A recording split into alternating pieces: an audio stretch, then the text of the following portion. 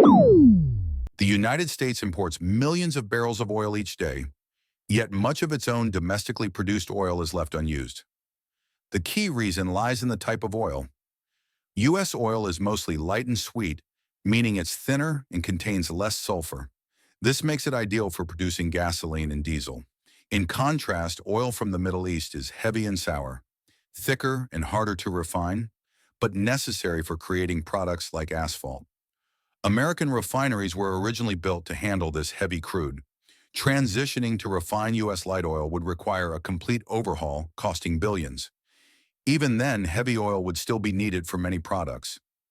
On the surface, this seems like a practical setup, but it raises a bigger question.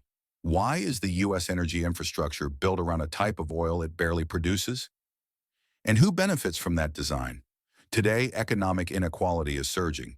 In 2024 alone, billionaire wealth increased by $2 trillion. The richest 1% now control nearly 40% of America's wealth, while the cost of living continues to rise for the rest of the population. Oil is a major factor behind this imbalance. The U.S. is sitting on an estimated 264 billion barrels of untapped light crude, including over 60 billion barrels beneath Texas. Despite this, the country has faced repeated fuel shortages, allowing OPEC nations to exploit American dependence. Ironically, U.S. oil is cleaner, cheaper, and more efficient to refine than most oil it imports. Yet even with ongoing energy crises, the switch to using domestic reserves hasn't happened. To understand why, we must go back to 1973. That year, Egypt and Syria launched a war to reclaim territory, triggering a major oil embargo by Arab nations. The embargo sent oil prices in the U.S. soaring over 500%, causing widespread shortages and economic collapse. Gas stations ran dry, national speed limits were lowered, and the stock market lost nearly half its value. In response, President Richard Nixon proposed a bold solution: Project Independence. His goal was to build hundreds of nuclear power plants, securing American energy needs without relying on foreign oil. Nuclear power offered a clean and nearly limitless energy source. But Nixon's resignation during the Watergate scandal cut the plan short. The U.S. was left in political disarray. Into this vacuum stepped Henry Kissinger. Rather than pursue nuclear independence, he made a deal with Saudi Arabia to create the petrodollar system. From 1974 onward, oil would only be sold in U.S. dollars. This allowed the U.S. to print money effectively, backed by global oil demand. Other oil-producing countries followed Saudi Arabia's lead, including the Soviet Union.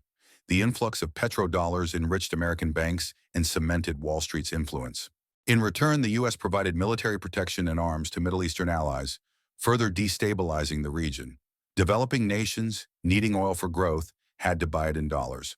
Many went into deep debt, borrowing heavily to keep their economies running.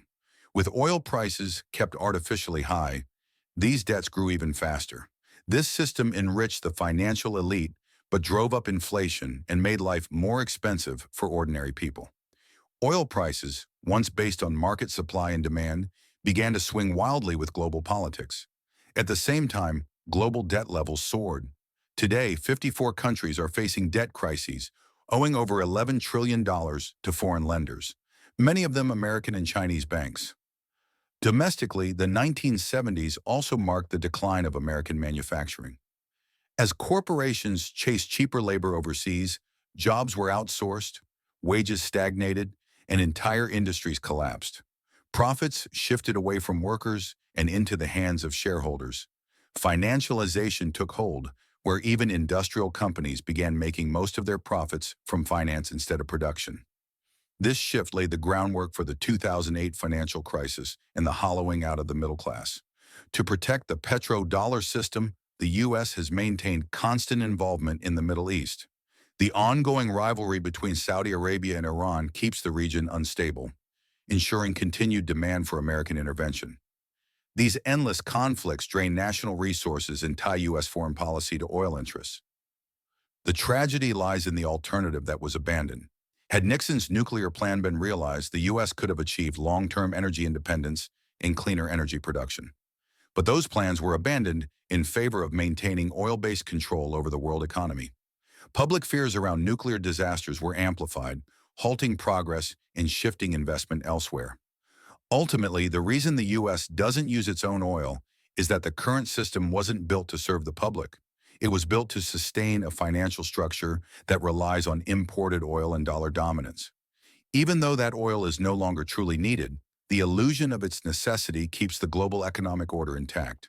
When that illusion finally breaks, the consequences will be worldwide. Until then, the system continues, driven by profit, maintained through power, and paid for by everyone else. Thanks for watching InvestingFlix, where smart money learns smarter moves. Subscribe for more insights that grow your wealth.